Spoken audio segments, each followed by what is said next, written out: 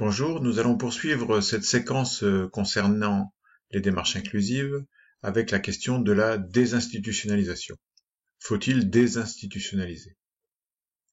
Tout d'abord, il convient de s'entendre sur la définition de ce qu'est une institution. Or, c'est un terme polysémique assez équivoque qui a plusieurs réalités en fonction du domaine dans lequel il est utilisé. Une institution, c'est une forme sociale établie, stable, répondant à une demande collective. Les grandes institutions stables, qualifiées d'institutions telles l'armée, la religion ou l'éducation nationale, sont des organisations tellement stables qu'elles sont extrêmement peu perméables au changement de la société et généralement extrêmement résistantes au changement. Mais le terme institution peut vouloir dire aussi pratiquement l'inverse, c'est-à-dire une organisation souple et dynamique pour répondre à une commande, ou bien encore un processus de travail entre un instituant et un institué, et ce sont ces deux dernières définitions qui concernent notre environnement de travail et notre secteur d'activité médico-sociale.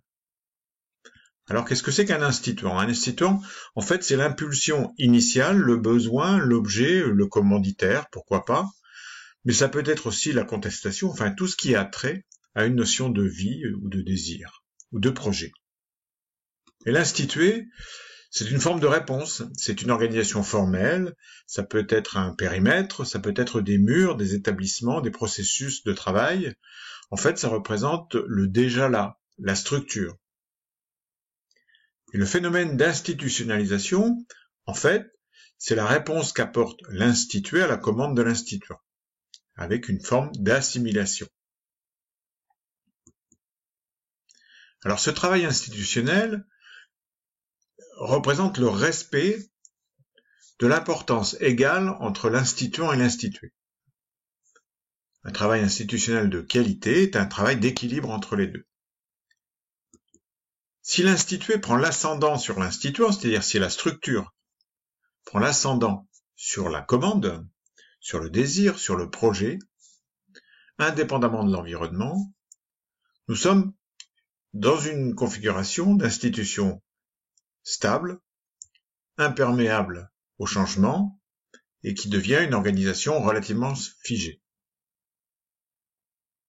Lorsqu'il y a équilibre entre les deux, il y a une mise en dynamique perpétuelle entre l'institué, c'est-à-dire la réponse organisationnelle, pour faire face à une commande émanant de l'instituant. On dit alors que l'institution est une organisation dynamique.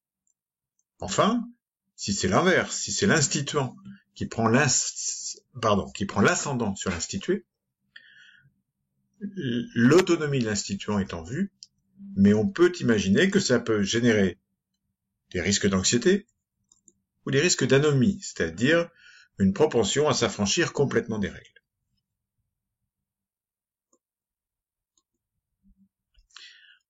Alors faire institution, c'est garantir le mouvement permanent entre des aspirations, des désirs, des projets ou des contestations, avec une structure, des règles, des organisations du travail.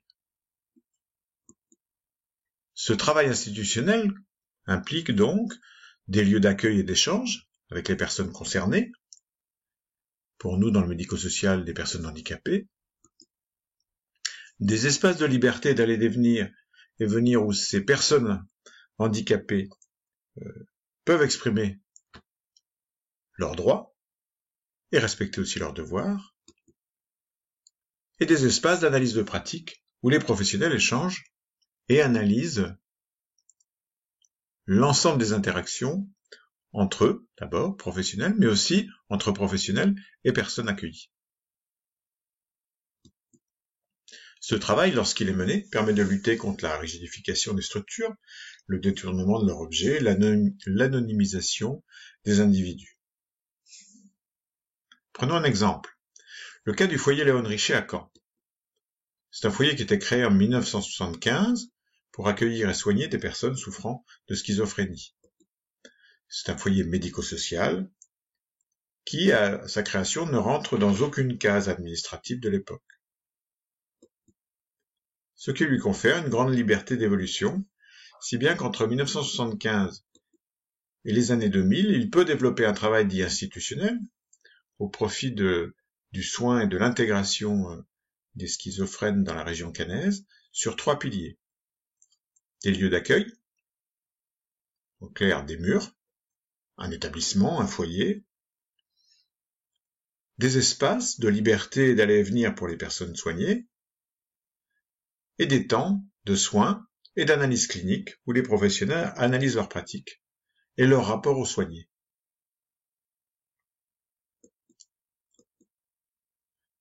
Ce travail institutionnel, dit mouvement psychothérapique institutionnel, développe une activité pertinente et lors de la loi 2002, il y a enfin une reconnaissance statutaire pour le foyer Léon Richer qui devient foyer d'accueil médicalisé.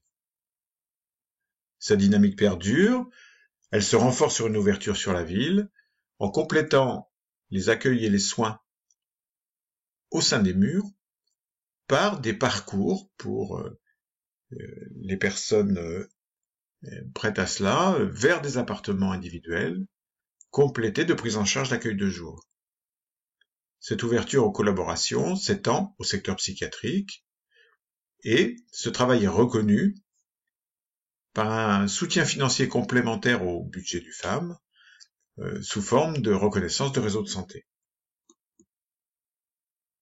Malheureusement, 2 à 3 ans plus tard, lors d'une crise budgétaire importante et de restrictions budgétaires à destination de l'ensemble des acteurs de santé, les financements de réseaux de santé sont réduits à portions congrues, si bien que le foyer Léon Richer perd son agrément réseau de santé et son financement réseau de santé. Il s'ensuit un risque de fermeture de l'établissement avec sa cohorte d'effets indésirables ou extrêmement désagréables, tels des licenciements. À ce moment-là, le directeur, qui répugne à ce type de négociation, accepte de parler, comme il le dit, papous, négocier avec les papous étant l'ARS et les administratifs de la région. Durant cette négociation, une inquiétude perdure, peut-on poursuivre le mouvement de psychothérapie institutionnelle sans s'appuyer sur des murs? La réponse est une transformation du FAM en 3 services, un service d'accompagnement à domicile, plus un SAVS, un service d'accompagnement à la vie sociale, plus un SAMSA, un service d'accompagnement médico-social.